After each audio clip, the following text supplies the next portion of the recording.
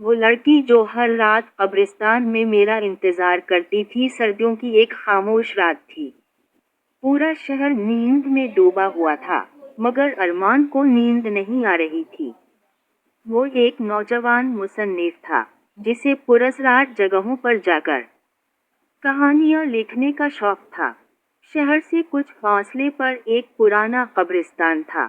لوگ کہتے تھے کہ وہاں آدھی رات کے بعد ایک سفید لباس میں ملبوس لڑکی دکھائی دیتی ہے، مگر وہ کسی کو نقصان نہیں پہنچاتی، بس خاموشی سے کسی کا انتظار کرتی رہتی ہے۔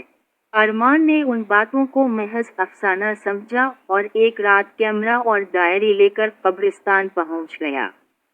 ہوا میں خنکی تھی، درختوں کی سوکھی شاخیں ہوا کے ساتھ ہل رہی تھیں، اور دور کہیں الو کی آواز سنائی دے رہی تھی۔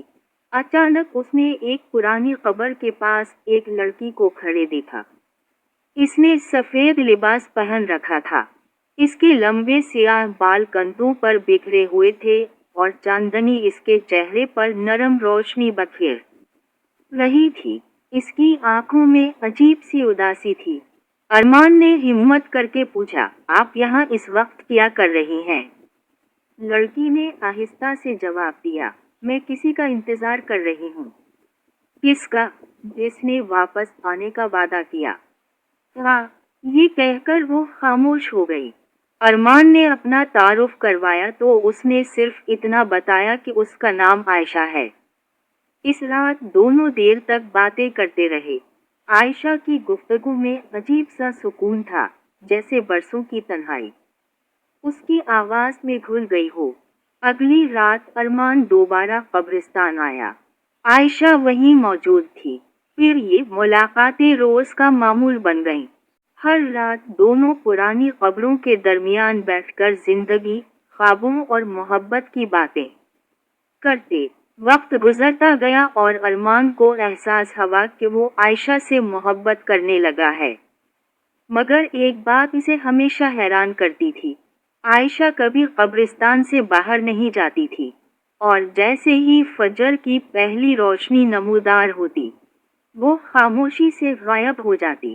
ایک رات ارمان نے پوچھ ہی لیا، تم حقیقت میں ہو کون؟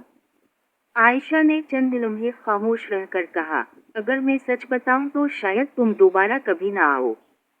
ارمان نے جواب دیا، محبت خوف سے بڑی ہوتی ہے۔ عائشہ کی آنکھوں میں آنسو آ گئے۔ میں اس دنیا کی نہیں رہی۔ ارمان کا دل دھڑک اٹھا۔ عائشہ نے بتایا کہ کئی برس پہلے وہ اپنے منگیتر کا انتظار کرتے ہوئے ایک حادثے کا شکار ہو گئی تھی۔ وہ اس سے ملنے آ رہا تھا، مگر راستے میں پیش آنے والے حادثے نے دونوں کی زندگیاں بدل دیں۔ اس کی تدفین اسی قبرستان میں ہوئی، مگر اس کا دل اپنے ادھورے وعدے سے کبھی آزاد نہ ہو سکا۔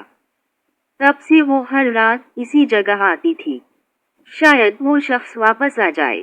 ارمان خاموشی سے سنتا رہا۔ اس نے کہا، کبھی کبھی انسان کا انتظار ختم ہو جاتا ہے، مگر محبت باقی رہتی ہے۔ اسی لمحے قبرستان میں ٹھنڈی ہوا کا ایک تیز جھونکا چلا۔ دھند چاروں طرف پھیل گئی۔ قبروں کے درمیان عجیب سی سرگوشیاں گونجنے لگیں۔ عائشہ نے آہستہ سے ارمان کا ہاتھ تھاما۔ آج میری آخری رات ہے۔ کیونکہ برسوں بعد کسی نے میری کہانی سنی اور مجھے بلایا نہیں۔ یہ کہتے ہی قبرستان کے اوپر چاند کی روشنی پہلے سے زیادہ روشن ہو گئی۔ عائشہ کے گرد نرم سفید نور پھیلنے لگا۔ اس کے چہرے پر پہلی بار حقیقی سکون نظر آیا۔ وہ مسکرائی، وعدے ہمیشہ ساتھ رہنے کے نہیں ہوتے، کبھی کسی کی یاد کو زندہ رکھنے کے بھی ہوتے ہیں۔ ارمان کی آنکھوں سے بے اختیار آنسو بہنے لگے۔ چند لمحوں بعد عائشہ کا وجود چاندنی میں تحلیل ہونے لگا۔ ہوا میں سفید چمیلی کی خوشبو پھیل گئی، اور پھر وہ ہمیشہ کے لیے غائب ہو گئی۔ اگلی صبح ارمان دوبارہ قبرستان آیا۔ وہی پرانی قبر موجود تھی، مگر اس کے پاس تازہ سفید پھول رکھے ہوئے تھے، حالانکہ وہاں رات کو کوئی اور نہیں آیا تھا۔ اس دن کے بعد ارمان نے اپنی پہلی کتاب لکھی جس کا نام تھا وہ لڑکی جو ہر رات قبرستان میں میرا انتظار کرتی تھی۔ آج بھی شہر کے لوگ کہتے ہیں کہ ہر مکمل چاند کی رات اگر کوئی سچے دل سے اس قبرستان میں جائے تو چمیلی کی خوشبو کے ساتھ ایک مدھم سی مسکراہٹ ضرور محسوس ہوتی ہے، جیسے کوئی ادھورا وعدہ آخرکار سکون پا گیا ہو۔